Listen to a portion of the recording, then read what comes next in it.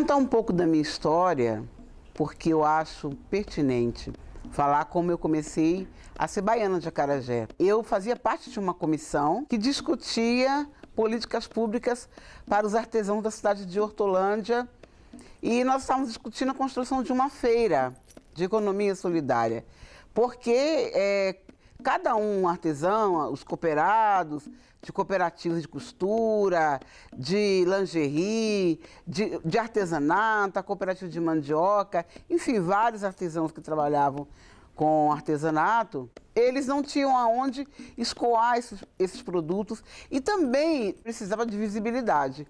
E aí surgiu a ideia de fazer uma feira de economia solidária. Eu era coordenadora do grupo de dança, o Joobá. Meu produto era dança, era cultura, era apresentar a cultura de terreiro. Não tinha um produto que eu poderia vender. E aí eu pensei, vou vender acarajé, porque já não havia mais o que vender na área de alimentação, né? Eu não trabalhava com artesanato, eu trabalhava já com a comida.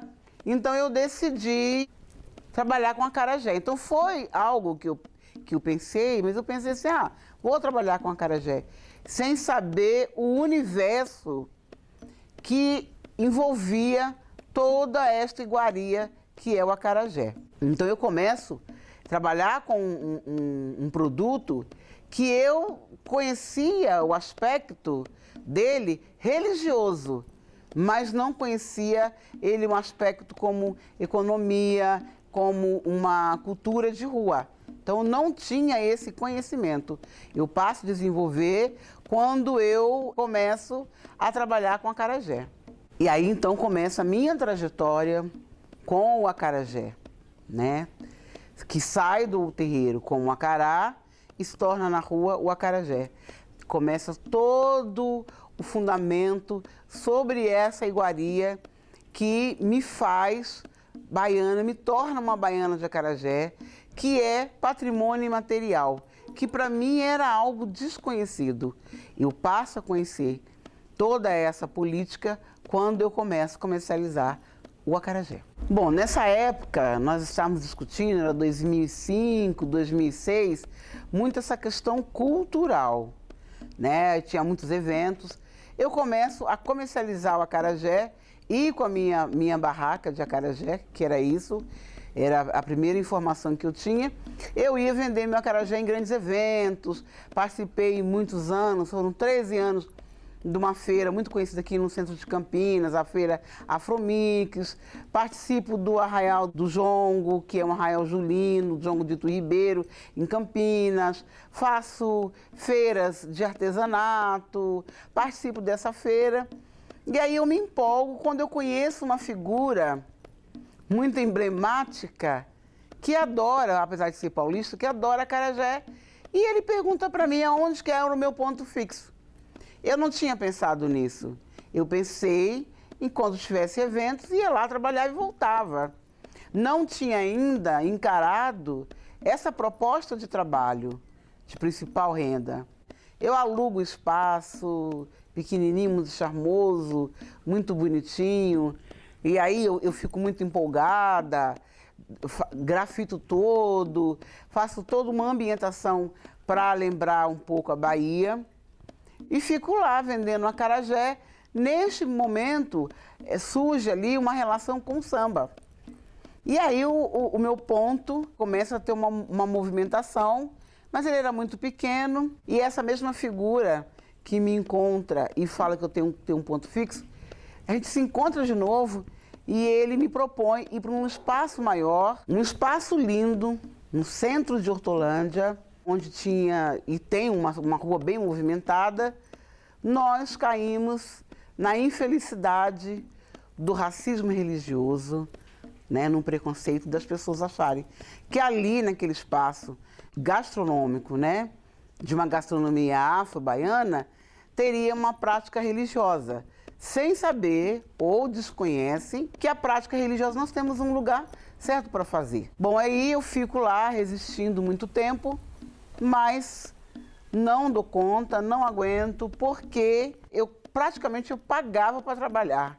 Eu não tinha lucro e nem tão pouco via perspectivas de melhoras. Eu juntamente com um grupo que trabalhava comigo, que era meu filho e a minha nora, minha irmã e meus sobrinhos, nós fizemos algumas formações em economia solidária, como empreender, porque a gente achava que tinha a ver com a falta de habilidade, com a falta de conhecimento, né? Então a gente se preparou para tocar esse espaço, mas infelizmente o tempo foi o nosso maior mestre, onde ele fez um indicativo que não era ali e não era o momento. Voltamos para nossas vidas comuns e aí eu volto a comercializar de uma forma bem esporádica, mas eu fico com aquela inquietação, porque eu já estava muito envolvida por esse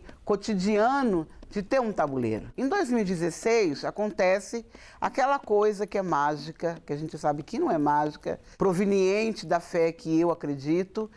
O meu filho Rodrigo, que é ALAB, ele participa de um edital para cursar percussão profissional, técnico. Ele foi fazer na Pracatum de Carlinhos Brau. E aí surge a necessidade de ter que viajar, de manter a despesa, de ficar hospedado, porque tudo isso ia demandar recurso. E aí como fazer isso? Aí eu tenho a ideia de montar no terreiro, que eu tenho um espaço que a porta é para a rua, um espaço para vender o acarajé com delivery. Pensando eu que seria uma boa saída. Eu também criei com a necessidade de ocupar os espaços, de chamar para discussão um evento chamado Grito Cultural. Em 2017, esse evento que acontece em frente do terreiro traz a nossa querida Sandra de Sá. E aí o sucesso acontece, as pessoas entram no terreiro e eu sou convidada a fazer um samba, que acontece todas as segundas-feiras aqui nesse espaço, que é o quintal do terreiro. Conversa de botequim no terreiro de manhã. E aí começa um grande processo dentro da minha história de vida religiosa e cultural. Porque eu tive esses dois espaços que eu já citei e não tivemos sucesso. Mas aí, quando a gente chama o evento para dentro do terreiro, a minha primeira preocupação era, olha, se não iam no bar, as pessoas iam entrar num terreiro para curtir um samba, para curtir essa manifestação genuína que também sai do terreiro para as ruas, para a população brasileira? Penso eu que não. Teve 100 pessoas na primeira chamada. A gente começa uma nova trajetória, porque agora eu tinha público para vender meu acarajé. E aí eu resgato o nome desse comércio que eu criei, que começou Empório Cultural Flor do Dendê, porque eu queria mostrar cultura. E aí eu chego no Empório Flor do Dendê. Empório, porque eu também tinha ideia de vender a massa para quem quisesse, uma pimenta e outras coisas, mas isso não aconteceu. Aqui no espaço que nós estamos, o espaço chama-se Espaço Gourmet Flor do Dendê, porque aí eu quis começar a fazer uma provocação. Tudo na minha vida é uma provocação, eu sou provocado e eu provoco. E as pessoas entram no terreiro. Hoje nós temos um público, na segunda-feira, de 200 pessoas. O público, ele é real, ele vem, ele participa, e aí o acarajé ele é vendido. Não só o acarajé, como outras gostosuras. Aí nós temos o bolinho de mandioca, que é recheado com carne seca, com frango catupiry, com queijo. Criei um bolinho de baião de dois. Nós temos a comida que a pessoa come, as muquecas, o sarapatel. Toda a gastronomia afro-baiana nós trabalhamos aqui. O baião de dois, nós trabalhamos aqui essa comida dentro desse espaço. Quando eu pensei em trabalhar com delivery, foi para evitar os embates, né, de preconceitos. Mas o delivery, ele ficou, não é fácil, porque você ter uma boa ideia não significa que seja um bom negócio. Agora o delivery ele começa a ter o seu destaque. E o acarajé é o campeão de venda do nosso delivery aqui do Flor do Dendê. E esse espaço hoje é uma referência na cidade de Hortolândia. E isso é muito bacana de falar, é um prazer. Eu me sinto vitoriosa, porque a minha história com a acarajé acontece de um acaso, que era participar de uma feira. E hoje, olha toda essa transformação cultural. Essa transformação cultural que acompanha as mulheres negras, principalmente essas mulheres que estão nos tabuleiros e pela vida aí, trabalhando com algo que gosta. Porque é um prazer você cozinhar e alimentar. E a pessoa comer e saborear aquela sua comida que você faz com tanto amor. Essa é a minha trajetória com a acarajé. Bom, esse espaço também, a gente promove outras ações. Como é um espaço cultural, e aí assim, como vender acarajé dentro de um espaço que é o quintal de um terreiro? Aí eu uso elementos, a decoração, o colorido, eu criei um painel que lembra o pelourinho, as cores do pelourinho, eu fui colocando elementos decorativos, as cores, o nosso próprio uniforme também lembra essa questão do apelo da baiana, do cultural.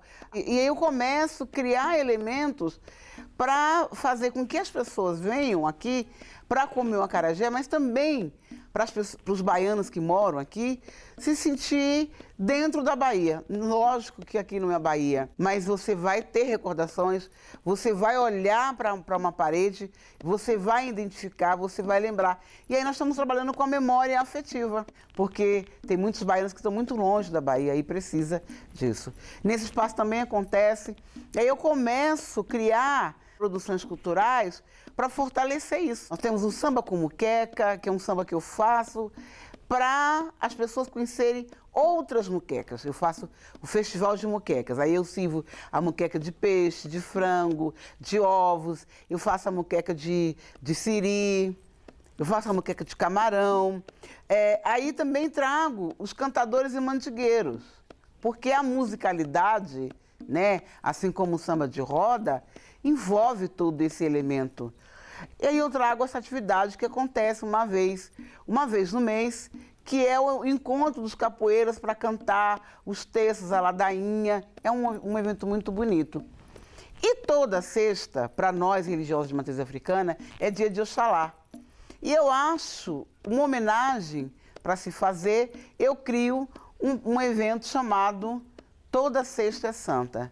E nessa sexta, a gente tem a Banda Ori, que é formada por elementos, né, por componentes que também são do terreiro.